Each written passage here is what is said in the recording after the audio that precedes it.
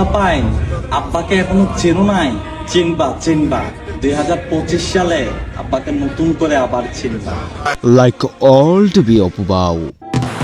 অবশেষে পুলিশের হাতে গ্রেপ্তার হলে জনপ্রিয় বাংলাদেশের লাইকি অ্যাপসের সেলিব্রিটি অপু ভাই।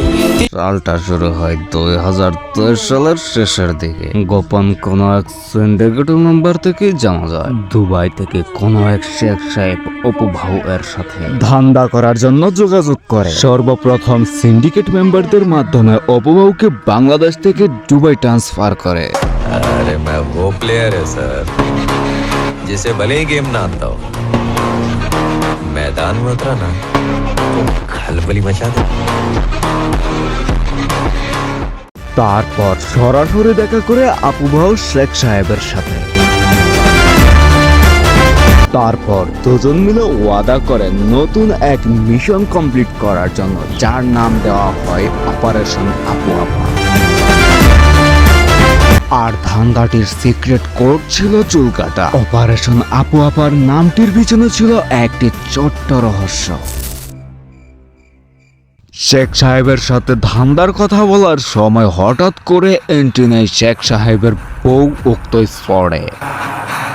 ঠিক তখনই শেখ সাহেবের বউ আবদার করে বসে। অপুবাউকে তার খুবই ভালো লেগেছে, প্রতিনিয়ত অপুবাউ তার নিতম্বের লোম তুলে দিবে। চলতেছে না? শেখ সাহেব বিষয়টি দেখে তার মাথার মধ্যে নতুন এক আইডিয়া আসে, নতুন এক ধান্দা করার। দুবাই থেকে জাম্বুরা গাছ সহকারে ভিডিও পাচার করা বাংলাদেশে। বিষয়টি সিন্ডিকেট মেম্বার দুবাইয়ের সাবেক প্রেসিডেন্ট জানার পর ধান্দাটা ভালো লেগে যায়, পাশাপাশি অপু ভাউকেও। সেইখান থেকে দুবাই কর্তৃক অপু ভাউকে ইন্টারন্যাশনাল নাম প্রদান করা হয়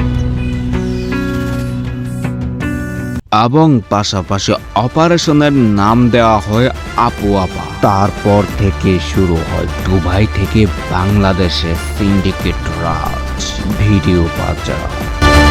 मेरे बाप ने मुझे कल से किसी से पंगा लेने से मना किया है, और इस बात का मतलब है कि आज मुझसे किसी को पंगा नहीं लेना चाहिए। হ্যালো বন্ধুরা, এই পর্যন্ত যদি ভিডিও দেখে থাকো, যদি ভালো লাগে লাইক করে দাও, আর যদি নতুন হয়ে থাকো তাহলে সাবস্ক্রাইব করো, আর যদি সাবস্ক্রাইব করে থাকো অসংখ্য ধন্যবাদ। যাই হোক, ভিডিওতে আমি মন মতন টাইটেল ড্রপ করতে পারি না শুধুমাত্র পলিসি লঙ্ঘনের কারণে, অন্যথায় এই ভিডিও টাইটেলটি এরকমটা থাকতো, তখন আপু আপা মিশনের মেন টার্গেট। মানুষের কারণে আসলে আমাদের মুখ দিয়ে এই কথাটা বের হয়ে যায় যে আমার বাংলাদেশে জন্ম নেওয়াটাই ভুল। ভাইরে ভাই, পৃথিবীতে আমি এমন পোলাপাইন দেখছি যাদের কিনা পিতৃ পরিচয় নেই, কিন্তু তারা খুবই ভালো। কিন্তু এই বস্তি কুকুর প্রমাণ করে দিল সব এতিম সন্তানদের অবস্থা এক থাকে না। অনেকে বলো অপুর বাবা নেই, তার জন্য হয়তো তারও অনেক মন খারাপ, কিন্তু আমি বলবো সেটা না। অপুর বাবা চান কপাল নিয়ে জন্মাইছিল, আর এই নাপিতের এই সমস্ত কর্মকাণ্ড দেখার আগেই বিদায় নিল পৃথিবী থেকে তার বাবা। অনেকের বাবা মা তার সন্তানদের পাপকর্ম দেখার সময় কিন্তু বলেই ফেলে, এই দৃশ্য দেখার আগে কেন আমি বিদায় নিলাম না পৃথিবী থেকে, সেই কর্মটাই করলো তার বাবা। কি অবস্থা পোলাপাইন? তোমাদের আব্বুকে নিয়ে কথা বলার কারণে তোমাদের অনেক জ্বলতেছে, তাই না?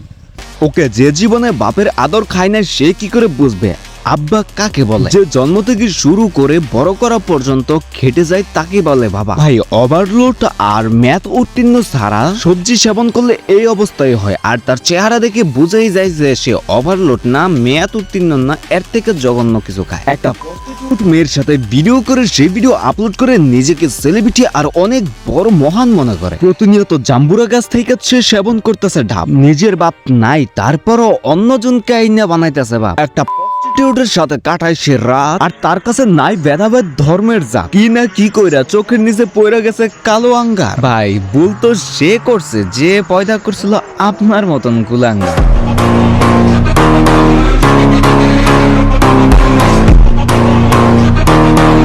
এটাকে তোমরা ধরতে পারো পার্ট নাম্বার 0, আর পার্ট নাম্বার 0 থেকে যদি খায়া যাও তোমরা কিট, তাহলে কি সামলাইতে পারবা সিন্ডিকেট? প্রয়োজন হলে পার্ট আকারে দেব যদি তোমরা চাও। কমেন্ট বক্স বা ইনবক্সে মেসেজ করতে পারো যদি তার জন্মসূত্র খুঁজে পাও। আজকের জন্য বাই।